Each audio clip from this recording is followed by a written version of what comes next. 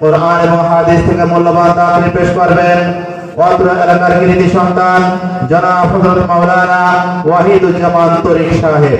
এ পর্যায়ে আপনাদের সামনে কোরআন এবং হাদিস থেকে মূল্যবান তাকরীর পেশ করবেন অত্র এলাকার কৃতি সন্তান জনাব হযরত মাওলানা ওয়াহিদুজ্জামান তরিক সাহেব। হযরতের মূল্যবান তাকরীর পেশ করার জন্য মাহফিল কর্তৃপক্ষ থেকে বিনীতভাবে সবিনয় অনুরোধ করছি।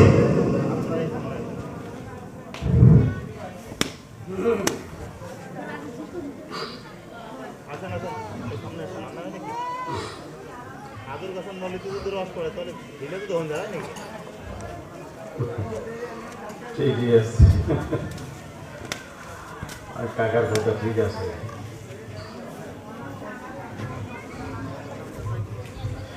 আসসালামু আলাইকুম ওয়া রাহমাতুল্লাহি ওয়া বারাকাতুহু।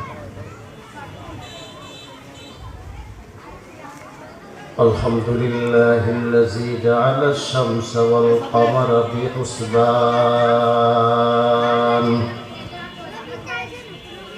ওয়ান নাজমা ওয়াশ-শাজারা ইয়াসজুদান ওয়া ফাদ্দালা জামানান আলা জামান কামা ফাদ্দালা মাকানান আলা মাকান ওয়া ইনসানান আলা ইনসান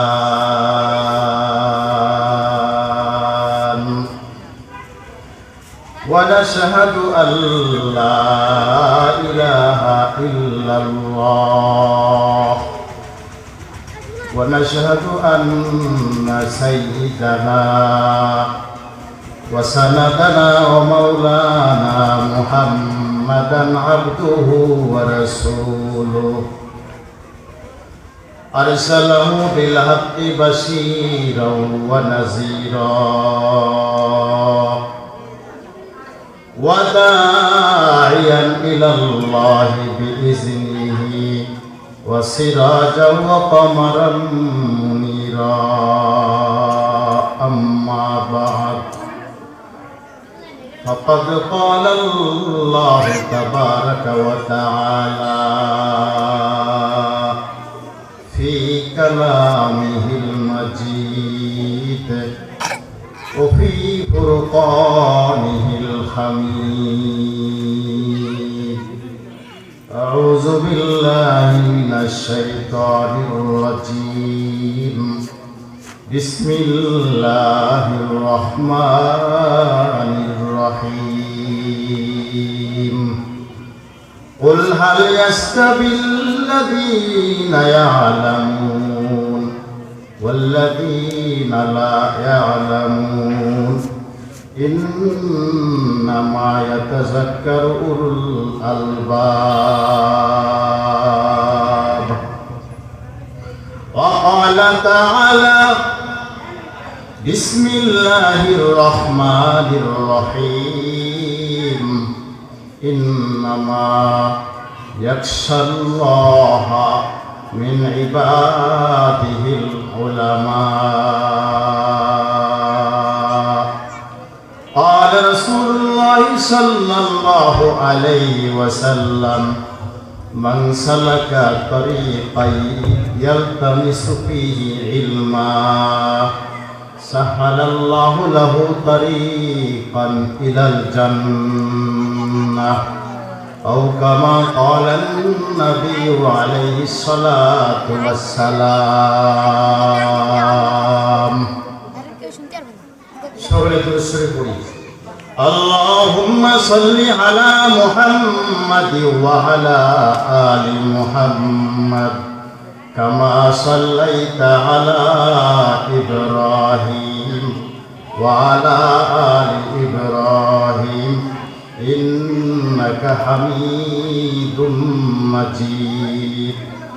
اللهم بارك على محمد وعلى آل محمد كما باركت على إبراهيم وعلى آل إبراهيم إنك حميد مجيد بلغ العلا بكماله كشف الدجى بجماله حسنت جميع خصاله صلوا عليه وآله مدینہ مدینہ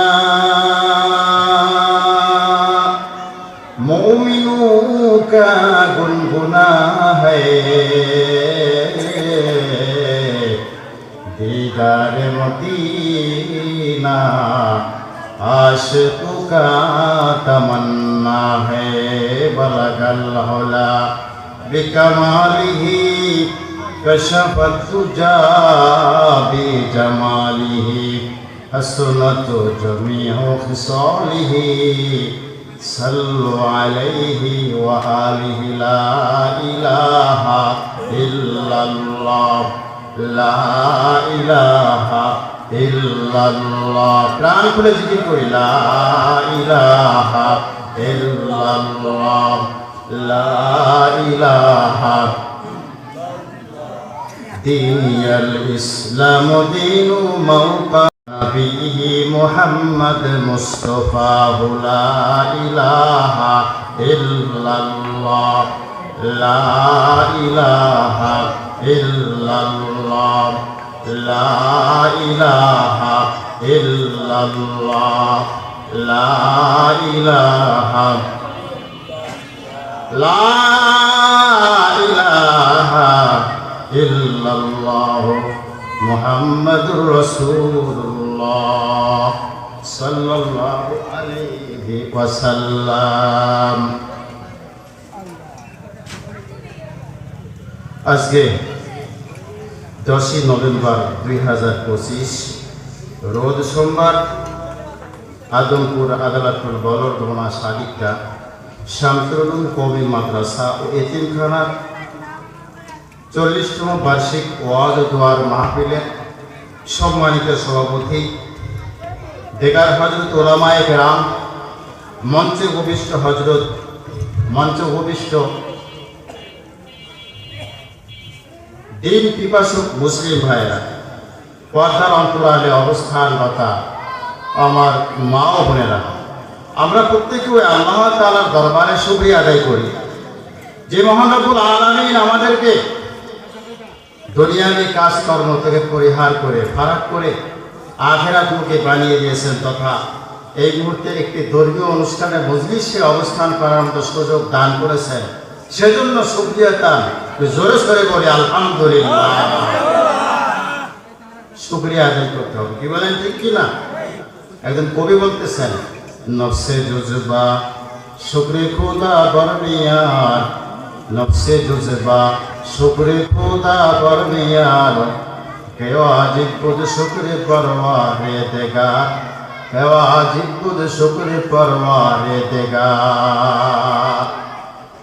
কবি বলতেছেন, হে আদম সন্তান, তোমার প্রত্যেকটা শ্বাস নিঃশ্বাসে তুমি আল্লাহর শুকরিয়া আদায় করো। আমাদের প্রত্যেকের শ্বাস নিঃশ্বাস আপ ডাউন করে, কি বলেন ঠিক কিনা? আল্লাহর হুকুমের ভিতরে যায় আর আল্লাহর হুকুমের বাহিরে যায়। আল্লাহর হুকুম অনুমতি নিয়ে ভিতরে ঢোকে অক্সিজেন, আর সেই অক্সিজেন আল্লাহর হুকুমে কিন্তু ভিতর থেকে বাইরে হয়, কি বলেন ঠিক কিনা? এমন একদিন আসবে, এমন এক বছরের, এমন এক মাসের, এমন এক তারিখের, নির্দিষ্ট সময়ে, নির্দিষ্ট মুহূর্তে এমন এক সময় উপস্থিত হয়ে যাবে, এবার সেই মুহূর্তে আল্লাহ রাব্বুল আলামিন ওই অক্সিজেনটাকে ভিতরে যাওয়ার, প্রবেশ করার আর অনুমতি দিবেন না, কি বলেন ঠিক কিনা? যেদিন অনুমতি মিলবে না, যেদিন অক্সিজেন ভিতরে প্রবেশ করার সুযোগ পাবে না, অনুমতি পাবে না, সেই দিন আমি আর মানুষ থাকবো না, আমরা হয়ে যাব মৃত লাশ, কি বলেন ঠিক কিনা? তাহলে বোঝা গেল শুকরিয়া প্রত্যেকটা মুহূর্তেই করা দরকার, কি বলেন ঠিক কিনা?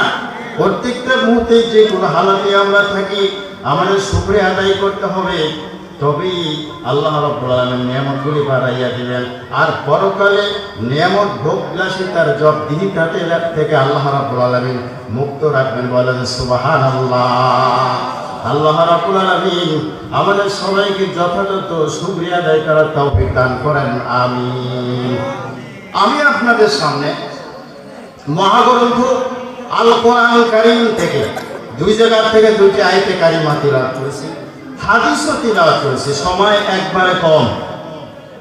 আল্লাহ বলেন, কুল হাল ইয়াস্তাবিল্লাযীনা ইয়ালামুন ওয়াল্লাযীনা লা ইয়ালামুন ইন্নামা ইয়াতাযাক্কারু উলুল আলবাব। কি বলেন, কেমন লাগে কোরআন তিলাওয়াত?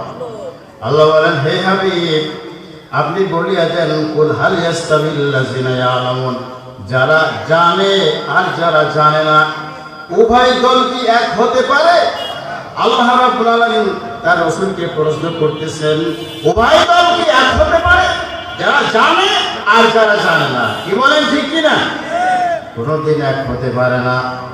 ইন্নামা ইয়াতাযাক্কারু উলুল আলবাব, নিশ্চয়ই বিবেকবান যারা, যাদের আছে জ্ঞান, এই জ্ঞানীরাই উপদেশ গ্রহণ করে, জ্ঞানীরাই চিন্তা করে, কি বলেন, ঠিক কি না? যার জ্ঞান নাই সে কোনোদিন চিন্তা করে না। যার যত জ্ঞান বেশি তার তত ভাবনা বেশি, চিন্তা বেশি। জ্ঞানহীন মানুষ কিন্তু চিন্তা নাই, তার কোনো টেনশন নাই, ও কিন্তু মোটা হতে হতে অনেক মোটা হয়ে যায়, তার কোনো টেনশন নাই। আর যার যে যত বেশি জ্ঞানী তার তত বেশি টেনশন, তার তত বেশি ব্যবসা বাণিজ্য ঝামেলা, তত বেশি লেখাপড়া গবেষণার ঝামেলা, তত বেশি সংসার বাড়ি ঘরের উন্নয়নের ফিকির, কি বলেন, ঠিক কিনা? আর যার জ্ঞান নাই তার এত ফিকিরের দরকার নাই, কি বলেন, ঠিক কিনা? এই জন্য জ্ঞানী আর যারা জ্ঞানী না, দুই দল কোনোদিন কিন্তু এক হতে পারে না, কি বলেন, ঠিক কিনা? আজকে আমাদের এই শামসুল উলুম মাদ্রাসা, এই দেখেন, আজকে আমাদের এই শামসুল উলুম মাদ্রাসা আল্লাহ রাব্বুল আলামিনের অসংখ্য মেহেরবানি, আজকের এই বছরের মাহফিলটা হইয়া 40তম মাহফিল, বলেন সুবহানাল্লাহ। কয় বছর? 40 বছর, সুবহানাল্লাহ। এই প্রতিষ্ঠান শুরু থেকে এই পর্যন্ত যারা প্রতিষ্ঠা করে গেছে, যারা প্রতিষ্ঠানের শুরু থেকে এই পর্যন্ত বুদ্ধি পরামর্শ টাকা পয়সা অর্থ যোগান দিয়ে যারা এবং সুন্দর প্রতিষ্ঠানটাকে যারা চালিয়ে রেখেছেন, তাদের মধ্যে হেবদান আজকে কিন্তু অনেকে দুনিয়ার জমিনে নাই, কি বলেন, আছে? আজকে কিন্তু নাই। এই যে বলা হয়েছে আজমপুর, আদালতপুর, গলতগোলা, শালিকদা, এই কয় গ্রামের বাজান, এই কয় গ্রামের মানুষ ছাড়াও কিন্তু বুদ্ধি পরামর্শ দাতা আছে, আছে না নাই? এই কয় গ্রাম ছাড়াও কিন্তু আপনার অর্থ যোগান দাতা আছে। কিন্তু এখানে সাধারণত আমাদের এই কয় গ্রামের মাদ্রাসা নাম উল্লেখ করা হয়, কি বলেন, ঠিক কিনা? অসংখ্য পুরুষ আর মহিলা যারা অনেক বুদ্ধি পরামর্শ দিতেন, এই মাদ্রাসা অর্থ যোগান দিতেন, তাদের অনেকেই আজকে দুনিয়ার জমিন থেকে চির বিদায় নিয়ে ওই অন্ধকার কবরে কিন্তু চলে গেছে, কি বলেন, ঠিক কিনা? পরে বুঝতেছে মাদ্রাসা পরিচালনার জন্য মাদ্রাসার বুদ্ধি পরামর্শ যতটুকু দিয়েছিলাম, যতটুকু টাকা পয়সা দান করেছিলাম, যতটুকু সহযোগিতা করেছিলাম, তার বিনিময় এখনই কিন্তু তারা কবরে পয়সা অক্ষরে অক্ষরে তার বিনিময় আল্লাহ তাদেরকে দান করতেছেন, কি বলেন, ঠিক কিনা? এই দুনিয়াতে কিন্তু এখন বসে আসবে না, এখন বসে আসবে, এখন বসে আসবে না। যেদিন আমি মৃত্যু লাশ হয়ে যাব, যেদিন আমাকে আমার কবর খুশিয়ে আমাকে বলা হবে, বিসমিল্লাহি আলা মিল্লাতি রাসূলিল্লাহ, এই আল্লাহ এবং রাসূলের নামে যেদিন আমার মাথার বাঁধন খুলে দেওয়া হবে, যেদিন আমার পায়ের বাঁধন খুলে আমাকে দুইজন ফাল দিয়ে উপরে উঠে চলে আসবে, তারপরে কিছু লোক আছে বাঁশ বিছাইতে থাকবে, কিছু এই বিছনাপত্র দেবে, কলামাটা দেয়, ইত্যাদি ইত্যাদি দিয়ে, তারপরে আপনার সুন্দর মতন মাটি চাপা যেদিন আমাকে চলে আসবে, কি বলেন, ঠিক কিনা? সেই দিন কিন্তু বাজান বুঝে আসবে এই সমস্ত দিনই মাদ্রাসার সাথে সম্পর্ক রাখার যে ফজিলত, যেই উপকারিতা, মূলত সেই দিন বুঝে আসবে, কি বলেন, ঠিক কিনা? সেই দিন বুঝে আসবে। রাসূল বলেন, মান ক্বারাআল কুরআন, যে ব্যক্তি কোরআন শরীফ পড়লো, যে ব্যক্তি কোরআন শরীফ ফাস্তাজহারাহু ফাআহাল্লা হালালাহু ওয়া হারামা হারামাহু, কোরআন শরীফ পড়েছে, কোরআন শরীফ জানে, কোরআন শরীফ পড়ে এবং এই কোরআন শরীফের হালালগুলিকে হালাল জানে আর হারামগুলোকে হারাম জানে। আদখালাহুল জান্নাতা, বলেন সুবহানাল্লাহ। তাহলে আল্লাহ রাসূল সাল্লাল্লাহু আলাইহি ওয়াসাল্লাম ঘোষণা দিচ্ছেন, ওই বান্দা পুরুষ হোক বা মহিলা হোক, তাকে আল্লাহ রাব্বুল আলামিন নিজ জিম্মায় তার জান্নাতের ভিতরে দাখিল করবেন, বলেন সুবহানাল্লাহ। ওয়াশাফাহু, রাসূল আকরাম সাল্লাল্লাহু আলাইহি ওয়াসাল্লাম তারা পরবর্তীতে বলেছেন, ওয়াশাফাহু ফি আশরাতিন ফি মিন আহলি বাইতি কুল্লুহুম ক্বাদ ওয়াজাবাত লাহুন নার। সুবহানাল্লাহ। কোরআন শরীফ পড়ছে, জানে, পড়ে, কোরআন শরীফ তিলাওয়াত জানে, কোরআন শরীফের হালালকে হালাল জানে আর হারামকে হারাম জানে। সারা জীবন এভাবে আমল করে গেছে, কোরআন শরীফ পড়া আমল ছিল। আল্লাহ তাআলা তাকে জান্নাতে দাখিল করবেন। আর হাসরের ময়দান যখন কায়েম হবে, সেই দিন তাকে স্পেশালি কিছু পাওয়ার ক্ষমতা দেওয়া হবে। দুনিয়ার কোনো মেম্বারকে দেওয়া হবে না, কোনো চেয়ারম্যান, এমপি, মন্ত্রীকে সেদিন এই পাওয়ার দেওয়া হবে না। যেই পাওয়ার দেওয়া হবে একজন কোরআনের হাফেজকে, বলেন সুবহানাল্লাহ। কোরআনের হাফেজকে পাওয়ার দেওয়া হবে, ক্ষমতা দেওয়া হবে। কুল্লুহুম ক্বাদ ওয়াজাবাত লাহুন নার। ওই হাফেজে কোরআনকে ডেকে বলা হবে, হে হাফেজে কোরআন, তোমাকে আমি আল্লাহ রাব্বুল আলামিন স্পেশালি ক্ষমতা দান করলাম। তোমার পরিবার পরিজনের মধ্য থেকে, তোমার আপনজনদের মধ্যে থেকে এমন 10 জন ব্যক্তির ব্যাপারে তোমাকে সাফায়াত, সুপারিশ করার অনুমতি প্রদান করা হলো। তুমি এমন 10 জন ব্যক্তির বিষয় ব্যাপারে আমি আল্লাহর কাছে সাফায়াত, সুপারিশ করবা, যেই 10 জন ব্যক্তির জন্য জাহান্নাম অবধারিত হয়ে গিয়েছিল। ওই জাহান্নাম অবধারিত হয়ে গেছে, এমন 10 জন জাহান্নামের ব্যাপারে যদি আপনি সুপারিশ করেন, তাহলে হে কোরআনওয়ালা সাহেবে কোরআন, তাহলে তোমার সাফায়াত হাসরের ময়দানে আমি আল্লাহ রাব্বুল আলামিন গ্রহণ করব, বলেন সুবহানাল্লাহ। একজন হাফেজ কোরআনের সুপারিশের বিনিময় আল্লাহ তাআলা 10 জন জাহান্নামীকে আল্লাহ তাআলা পারমিশন দিবেন, জাহান্নাম থেকে বের করে জান্নাতে নিয়ে দাও, বলেন সুবহানাল্লাহ। তাহলে কোরআন শরীফের দাম আছে না নাই? কোরআন শরীফের জ্ঞানের ওজন আছে না নাই? আজকে আমাদের সুখের খবর, এ আমাদের আদমপুর মাদ্রাসা অত্যন্ত, আমাদের এলাকা খুবই গরিব, কি বলেন ঠিক কিনা? অত্যন্ত গরিব। তবে আগের মতন গরিব এখন নাই। আগে গরিব ছিল, এখন অনেকের আর্থিক অবস্থা ভালো হয়ে গেছে, আলহামদুলিল্লাহ। এই গ্রামের মধ্যে এমন একটি মাদ্রাসাতে ফুটে উঠে জমে উঠেছে। আমার এই মহল্লার বা এই কয়েক গ্রামের যারা যে সমস্ত মুসলমান গ্রাম হাজির হয়েছেন, ওনারা ভালো করে জানেন আমাদের মাদ্রাসাটা বর্তমান জরিপে দেখা গেছে এই তেরাপাড়া থানার মধ্যে মোটামুটি ভালো যে মাদ্রাসা পরিচালিত হচ্ছে, তার মধ্যে অন্যতম একটা মাদ্রাসা আদমপুর আদালতপুর শামসুল উলুম মাদ্রাসা, বলেন সুবহানাল্লাহ। ছাত্র ভরপুর হয়ে গেছে। আজকে হাফেজে কোরআন পাগড়ি নিব, বলেন সুবহানাল্লাহ। কোরআন হাফেজ আজকে এই অনুষ্ঠানে পাগড়ি নিব। এবং এই গ্রামের মধ্যে অত্যন্ত জমজমাট সহকারে লেখাপড়া হয়। এখানে নুরানি বিভাগ আছে, হেফজখানা আছে, জামাতখানা আছে। আপনারা দেখতেছেন আল্লাহর দয়ায় ফাজআল আফতিদাতাম মিনান নাসি তাওবি ইলাইহিম। এই মাদ্রাসার দিকে কিন্তু বাজান অনেক মানুষের অন্তর থেকে আল্লাহ যোগাই দিয়েছেন, ধাবিত করে দিয়েছেন, বলেন সুবহানাল্লাহ। তা না হলে মাদ্রাসা দিনে দিন বছরে বছর উন্নত হচ্ছে, কি বলেন ঠিক কিনা? এই দেখেন কত সুন্দর একতলা, এখানে 2 তলা, আরো টাকা আছে, বলেন সুবহানাল্লাহ। কত সুন্দর পরিবেশ হয়ে যাচ্ছে। মানুষের মন আল্লাহ রাব্বুল আলামিন এই প্রতিষ্ঠান থেকে যোগাই দিয়েছেন। তাহলে সব কিছুর মালিক কে? আল্লাহ। সব কিছুর মালিক করেন আল্লাহ। আল্লাহ রাব্বুল আলামিন দিনে দিনে মাদ্রাসা তারাকের উন্নত হচ্ছে। তো এটা আমাদের জন্য রহমত, কি বলেন ঠিক কিনা? আজকে এই আদমপুর মধ্যপাড়া যারা বসবাস করেন, ওনাদের এই কয়েক গ্রামের সবাই বোঝা এই মাদ্রাসা, কিন্তু মধ্যপাড়া আমাদের একটু বোঝা বেশি, মাঝখান, কি বলে ঠিক কিনা? একটা বোঝা তো 2 কর্নাল আছে, আবার মধ্যবর্তী একটা জায়গা আছে, কি বলেন ঠিক কিনা? কর্নালের মধ্যবর্তী জায়গার ওজনটার কর্নালে হয় না, কি বলেন হবে কি? এই জন্য মধ্যপাড়া, আদমপুর মধ্যপাড়ার জনগণ, আপনাদের কিন্তু সব থেকে দায়িত্ব বেশি, কি বলেন ঠিক কিনা? সব থেকে দায়িত্ব কিন্তু আপনাদের বেশি। আজকে এই মাদ্রাসার ভিতরে যতগুলি ছাত্র আছে, অনেক শিক্ষকেরা লজিং খায়, অনেক ছাত্ররা কিন্তু লজিং খায়, আবার অনেক ছাত্রর কিন্তু লজিং নাই। আজকে দুনিয়ার সম্পদ দুনিয়ায় থেকে যাবে, 100টা সম্পদ কিন্তু আপনি সাথে নিতে পারবেন না, কি বলেন ঠিক কিনা? আপনার বিলেন জমি নিতে পারবেন না, বেঁচে কাটা ব্যাংক ব্যালেন্স কিছুই কিন্তু সাথে যাবে না।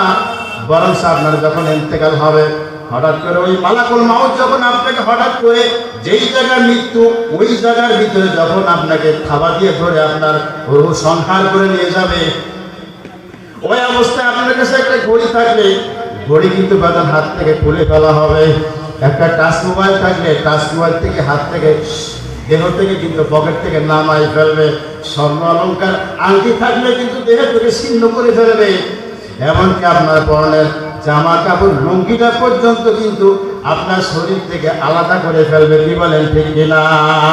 খালি হাতে করবে, যেরকম খালি হাতে আসছিলেন সেরকম কিন্তু খালি হাতেই যাওয়া লাগবে, কিছুই কিন্তু নিয়ে যাওয়া যাবে না, কি বলেন ঠিক কিনা? তাহলে এই মাদ্রাসার খেদমত করতে আমরা রাজি আছি ইনশাআল্লাহ। এখানে যতগুলি আল্লাহর বান্দারা হাজির হয়েছেন, আপনাদেরকে আমি একটা কথা বলে আমি বিদায় নিতে চাচ্ছি। সেটা হলো, আপনাদেরকে কেউ রাজি আছে যাদের বাড়িতে লজিং আছে তো আছে, আর যাদের ঘরে লজিং নাই, এই কয়জনের মধ্যে এমন একজন